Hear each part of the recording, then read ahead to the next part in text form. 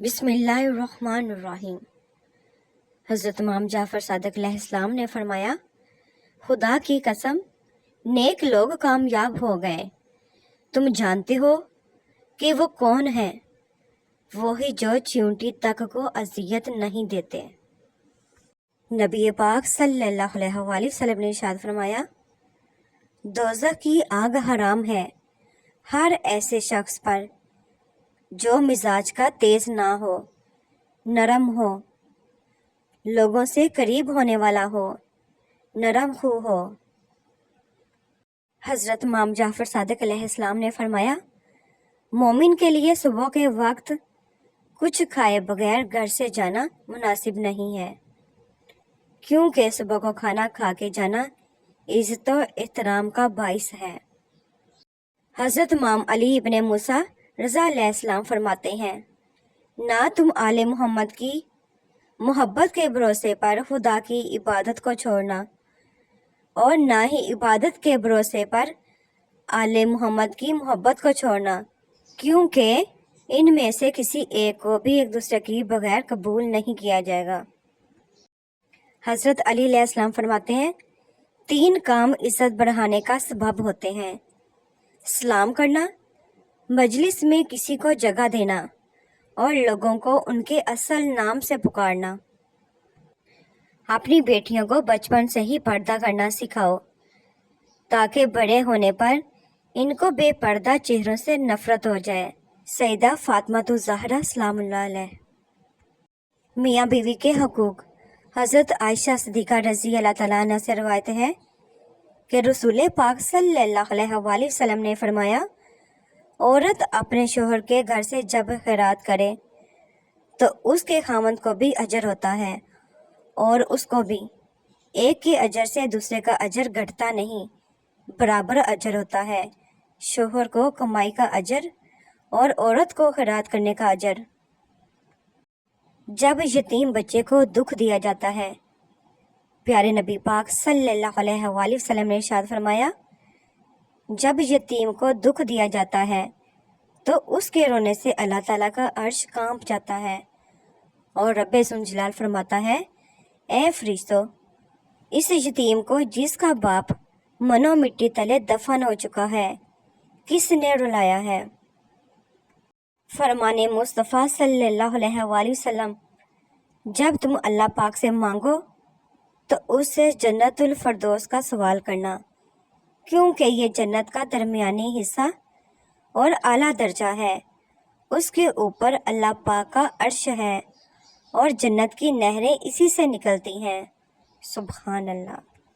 حضرت علی علیہ السلام نے فرمایا، اگر نماز پڑھنے والے کو علم ہو جائے کہ کیسی رحمتوں نے اسے گھیر رکھا ہے تو وہ کبھی سجدے سے سر نہ اٹھائے۔ حضرت امام جعفر صادق علیہ السلام نے فرمایا، جو شخص جھوٹ بولتے ہوئے یہ کہے خدا جانتا ہے، تو عظمت الہی پر مشتمل اس جملے کی وجہ سے عرش کانپنے لگتا ہے۔ امیر المومنین حضرت علی علیہ السلام نے فرمایا، خسارے میں ہے وہ شخص جو دنیا میں مشغول ہے اور اخروی زندگی کے فوائد کو اپنے ہاتھ سے چھوڑ رہا ہے۔ حضرت امام جعفر صادق علیہ السلام نے فرمایا، ہم اپنے بچوں کو تسبیح فاطمہ علیہ السلام کا حکم ایسے ہی دیتے ہیں جیسے نماز کا حکم دیتے ہیں۔ نبی پاک صلی اللہ علیہ وآلہ وسلم نے ارشاد فرمایا، جب تم اذان سنو تو وہی کہو جو مؤذن کہتا ہے، غیبت نہ کرو، یہ دوزخ کے کتوں کی خوراک ہے۔ فرمانے حضرت امام حسین علیہ السلام۔ ایک دن سونے نے لوہے سے کہا، ہم دونوں ہی لوہے کی تھوڑی سے پیٹے جاتے ہیں، پر تم اتنا چلاتے کیوں ہو؟ لوہا جب اپنا ہی اپنے کو مارتا ہے تو درد زیادہ ہوتا ہے۔ جب تم بغیر کسی وجہ سے خوشی محسوس کرو تو یقین کر لو کہ کوئی نہ کوئی کہیں نہ کہیں آپ کے لیے دعا کر رہا ہے۔ فرمانے حضرت علی علیہ السلام، اگر ماں اچھے اخلاق کی مالک ہو، سچ بولتی ہو، نماز پڑھتی ہو، ہر طرح کے برے کاموں سے بچتی ہو، تو بچہ خود بخود یہ سب سیکھ جاتا ہے، اس لیے آپ کو الگ محنت کرنے کی ضرورت نہیں رہے گی۔